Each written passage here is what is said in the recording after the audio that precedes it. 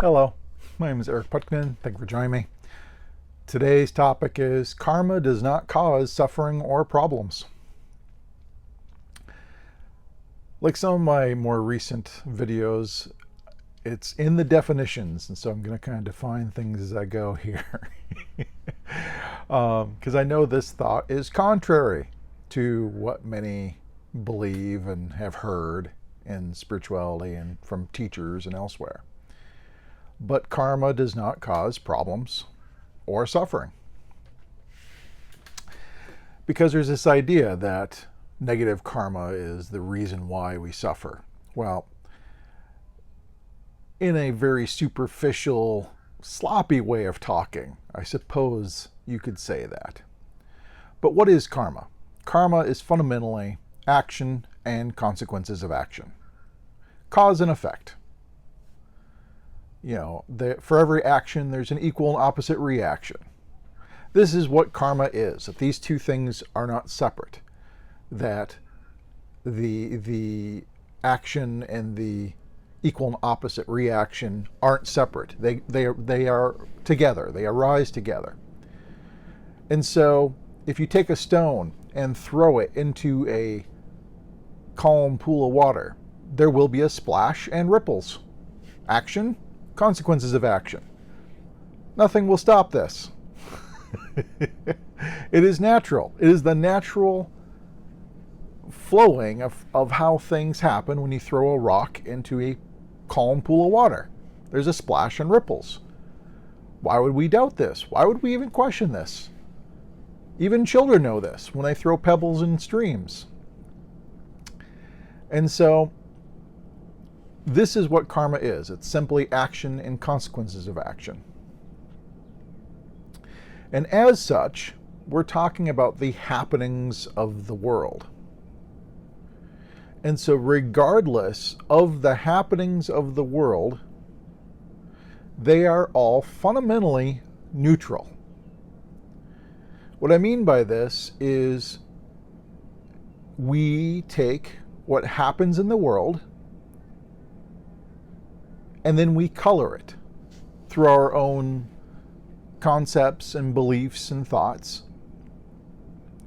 And so we could take a quite innocent happening and make quite a big deal out of it. Someone could bump into you in the street and not say they're sorry because who knows? Maybe they are in a hurry because their relatives in the emergency room. And so they're focused on getting where they're trying to get to. You don't know why they bumped into you. But then we take this neutral happening of being bumped into and color it as this negative affront to me. How could he do that to me and not even apologize? Can you believe that? I mean, this coloring that we add to the simple happening of being bumped into is mentally created, and it's a mental fiction. We basically make it up. The story is made up. I mean, I've talked about the Zen story of the empty boat. There's this boatman in the river, and he feels a boat collide with his boat, and this anger arises, and he turns to chew out a boatman for bumping into him. And he turns and looks, and he sees an empty boat. The boat simply broke loose further upstream and has been floating along and bumped into him. And as soon as he sees the empty boat, the anger and all this stuff falls away. Why? Because there's no story anymore of someone that should be responsible for being bumped into. That someone did something to me. How could he do it to me? All this story that he colored, the boat bumping into him, disappeared when he saw that there was no one there to blame, no one to be responsible. And so he laughed it off, of course, grabbed the boat and brought it to shore. Probably to return it to the owner. Boatmen try to help out each other. But the anger and all this story falls away when he found out there was nobody there. And that's what I mean is whether it's a boat bumping into you, someone bumping into you, any other accidents or happenings that happen during the day, they're all neutral. But we color it with these negative pigments and make it personal because of our self-preference and our self-centeredness. And so these happenings of the day are neutral, but it's not a problem. See, when you make something a problem, you're coloring it again. Because fundamentally, the only problem we have in life is not going the way we think it should. And if we don't have any expectation of how it should be, there are no problems. If the situation is accepted to be as it is and worked with collaboratively, cooperatively, it might be a challenge, just like any game we play has challenges, but those challenges aren't problems. Problems are a negative coloring, that it shouldn't be the way it is, that it should be other than the way it is. A challenge isn't something that should be other than it is. And so these happenings in the world that, as I said, are neutral, aren't problems until we create a problem out of it, until we color it such that it becomes a problem.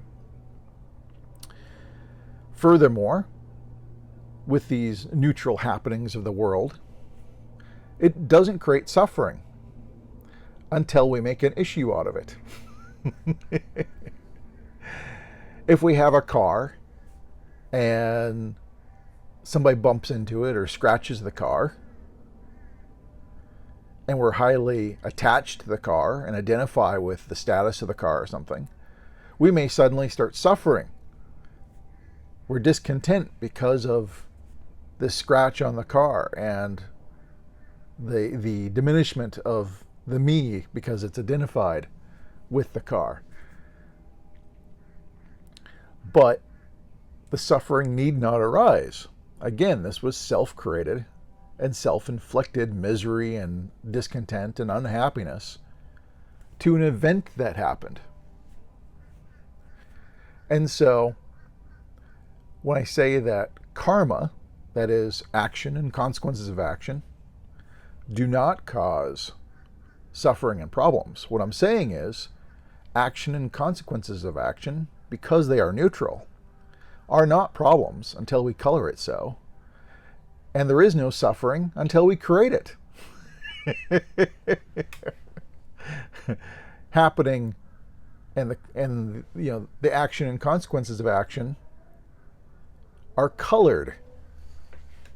And then we create suffering, discontentment, unhappiness. We create problems. This is all added on afterwards via the mind, concepts, beliefs, and it doesn't need to be that way.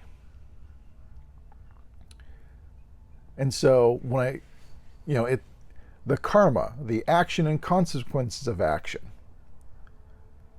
need not cause suffering, especially if you're no longer resisting and denying it, if you're no longer fighting reality, if you're fighting what is. Action and consequences of action is simply reality. You throw a stone, there's a splash and ripples. Only if you think there shouldn't be a splash and ripples is it now a problem.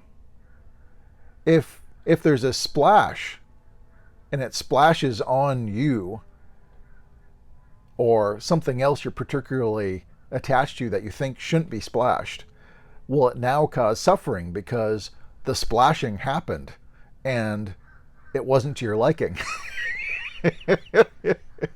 All this was created because of what we believe, because of our concepts, the way we think the world should be, not the way reality actually is. And karma really is simply just what reality is. It's not a punishment. It's not divine retribution. It's not a balancing system. It's not really any of that. That's all the mythology and story we add to it. For in non-duality, there's only the self. And if you pinch yourself, there's going to be pain. If you have a problem with feeling pain when you pinch yourself, now you're suffering. Now you have a problem.